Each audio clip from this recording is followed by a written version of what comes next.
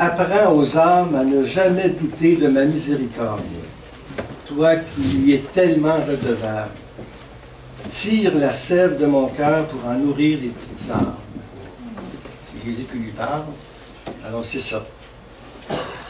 C'est un peu ma mission, c'est un peu la vôtre aussi, à la communauté de Jésus et Seigneur. C'est véritablement d'apprendre aux âmes à ne jamais, jamais douter de la miséricorde du Seigneur.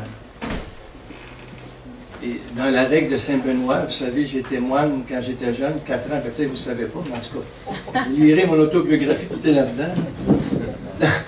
4 ans moine, ça a été pour moi une expérience extraordinaire, une grande libération intérieure aussi, et à la sagesse comme ça, cistercienne. Et ça m'a appris beaucoup, en fin de compte. C'est pas là que le Seigneur me voulait, mais c'est un passage. Des fois, il y a des vocations temporaires pour autre chose. Et Saint Benoît, dans sa règle de 72, 73 outils, il appelle ça les outils, les bonnes œuvres du Seigneur, pour vivre la vie chrétienne. Il y en a 73. Alors, il ne énumère pas, là. Mais la dernière, c'est « Et surtout, ne jamais désespérer de la miséricorde du Seigneur. » C'est ça. Et moi, j'ai toujours pensé, si on n'arrive pas à vivre tout ce que le Seigneur nous demande, et surtout dans la règle de Saint-Benoît pour les moines, les exigences qui sont tirées de l'Évangile, c'est pas très grave. L'important, c'est de vivre le dernier. Hein? Parce qu'il n'a pas mis ça au début, il a mis ça à la fin. Parce qu'on se rend bien compte qu'on n'est pas capable. On a de la misère. Tu sais, des fois, on est plus tiède, des fois, on oublie, des fois, on tombe. Mais ne jamais désespérer de la miséricorde du Seigneur. C'est le dernier point dans ce chapitre 4 de la règle de Saint-Benoît sur les bonnes œuvres, les œuvres, sur comment être moine, mais aussi être chrétien. Alors, ça me rejoint ça. Puis, ici, dans le message de Jésus à Marguerite, « Tire la sève de mon cœur pour nourrir les petites âmes. » C'est beau, ça. « Tire la sève de mon cœur. » Ça doit nous parler, ça, nous, au Québec, avec le sirop d'érable. « Tire la sève de mon cœur. » C'est-à-dire qu'on est branché au cœur de Jésus. C'est véritablement, le cœur est ouvert, donc ça coule. Jésus, c'est l'érable divin qui coule sans cesse. Il est toujours entaillé, en fait. Et nous sommes collés à cette plaie, et c'est pour ça qu'on peut nourrir les petites âmes. Si on n'a pas ça, tu ne peux pas avoir un doctorat en théologie, tu ne peux pas avoir plein de choses. Si on n'est pas collé au cœur de Jésus, c'est ça. Et c'est comme ça aussi pour comprendre l'évangile de Saint Jean. Je sais que Camille aime beaucoup l'évangile de Jean. On en parlait hier. Mais pour vraiment comprendre l'évangile de Jean, il faut être collé.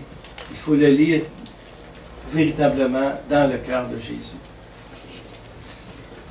Alors hier, on a vu la foi. Qu'est-ce que la foi? En gros, on a vu la foi, c'est un acte, c'est un don, c'est une aventure. Et là, maintenant, on va voir différents aspects de la foi aussi. Je commence par une vie. La foi, c'est une vie.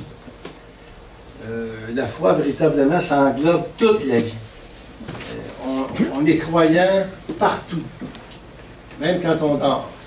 D'ailleurs, c'est un des versets de psaume que j'aime le plus. Je pense que c'est 126, 127. Dieu comble son bien-aimé quand il dort. D'où l'importance de faire des siestes. Plus tu dors, plus Dieu t'aime. Alors, amen, les amis. Je suis un grand dormeur, et c'est pour ça que je suis pas productif aussi. Et je ne me culpabilise pas. Des fois, après le dîner, je m'en vais ici, c'est pas pour aller prier, mais on va faire ma sieste. Parce que c'est une prière. Dieu compte son bien-aimé quand il dort, et puis aussi dans le Cantique des Cantiques, je dors, mais mon cœur veille. Tout ça pour vous dire que ça colore toute la vie, puis des fois on se dit, on peut se sentir coupable des fois d'aller s'opposer une tentation d'abord. Parce que Dieu nous veut reposer, c'est pour ça qu'il nous dit ici, venez à moi, vous tous qui peinez sous le fardeau, et je vous donnerai le repos. Car je suis doux et humble de cœur. Il n'y a rien de plus beau de faire de la sieste près du cœur de Jésus. Tout est teinté de la foi. C'est pour ça que Thérèse va dire toutes les grâces. Et Et on n'a pas nécessairement toujours à se remettre en question ou à commencer à critiquer les autres, puis à se critiquer soi-même. Vivons le moment présent dans l'action de grâce. Tout est donné, mais des fois pas comme on veut.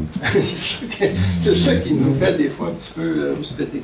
Parce que des fois, des siestes, je ne peux pas tout le temps en faire. Là, hein? Alors, c'est pas la fin du monde, là.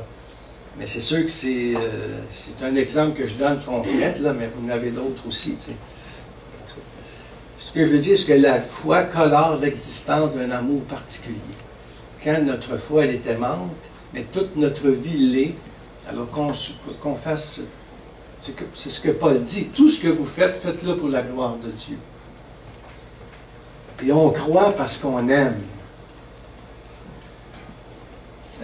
À Medjugorje, on a donné des apparitions à Marie Pichka, qui a été une des privilégiées, qui a vraiment vécu une très grande intimité avec Marie. Et puis, à un moment donné, Marie avait apparu, puis elle avait demandé « Pourquoi, Marie, t'es belle? » Et Marie lui avait répondu tout simplement « Parce que j'aime. » Alors ça, c'est à écrire là, sur notre frigo. Si vous voulez être beau, être belle, c'est pas nécessairement de la crème anti-rides qui vient de sortir, ou bien de vous faire monter le visage. Vous allez voir, quand vous allez voir la facture, la face va vous retomber.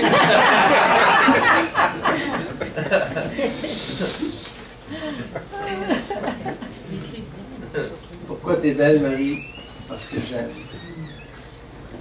Ça n'empêche pas quand même de prendre des crèmes. Moi-même, j'en prends une. C'est pas les blagues qu'on fait, là, tu sais, des fois, c'est bon aussi pour juste au milieu. Mais ce que je veux dire, la beauté jaillit de l'intérieur. Ce qui fait que plus on vieillit, des fois, mais plus on doit être beau aussi. Même si à l'extérieur, ça ne paraît pas trop, là, des fois. Mais ça jaillit de l'intérieur. On croit parce qu'on aime. C'est pour ça que Balthazar disait « L'amour seul est digne de foi ». Parce que le centre de la vie chrétienne se résume à ceci. Dieu est amour. Celui qui demeure dans l'amour demeure en Dieu et Dieu en lui. Ça, c'est la première lettre de Saint Jean, chapitre 4, verset 16. Un texte central. Comme aussi au chapitre 3 de Jean, hein, Dieu a tant aimé le monde qu'il nous a donné son Fils unique. Notre Jean est branché. Là, tu sais. Les autres aussi sont excellents. C'est pas, les synoptiques, ils se complètent les trois, mais Jean, il est vraiment à part. Dieu est amour. Celui qui demeure dans l'amour demeure en Dieu et Dieu demeure en lui. Alors, c'est ça, dans le fond, que ce soit des différentes visions qu'on a de Dieu ou des conceptions ou des impressions, Dieu est toujours là. Il est vivant. Il est là. Et Dieu, c'est un élan de vie. J'aime ça voir Dieu comme un élan de vie au cœur même de mon cœur. Dieu est vie. Et même à l'ascension, il part pour mieux revenir, pour mieux être avec nous. Et ça, c'est pour ça qu'en réalité, quand on meurt, on ne part pas, on arrive. Il y en a qui sont arrivés. Hier, le témoignage de l'épouse de René, c'était très beau. On sentait son épouse, là. Et en même temps, ben c'est ça. Et d'ailleurs, en parlant de l'époque, il y a aussi l'épouse de Jacques, bien sûr, mon Jacques qui me regarde, c'est sûr. C'est toutes des femmes que j'ai connues, les moins connues peut-être. Quand vous l'avez vu une fois. Je l'avais rencontré. Vous l'avez rencontré. J'avais même donné des poèmes. Comment? Elle t'avait même donné des poèmes. Ah oui? Pourquoi? Il y a manqué un petit bout. On en reparlera, mon ami.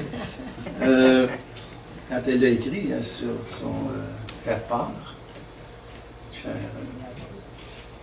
Michel, ne pleurez pas, parents et amis, c'est avec joie que je quitte une vallée de larmes pour le royaume des cieux. Je meurs, mais mon amitié ne meurt pas. Je vous aimerai au ciel comme je vous ai aimé sur la terre. Souvenez-vous de moi, vous qui êtes mes amis, car la main du Seigneur m'a frappé. Ô, priez Dieu chaque jour, afin qu'il daigne me recevoir bientôt au séjour de la paix. Et là, je ne vous oublierai pas. Miséricordieux Jésus, donne-moi le repos éternel. Une sainte de plus. On va pas être canonisé, là, nécessairement, ça coûte cher, c'est bien long. On n'en finirait plus. Ils sont autour de nous, puis en ce moment, ici, pendant que vous m'écoutez, il y en a dans la salle. Là. Pas besoin d'avoir une auréole, là.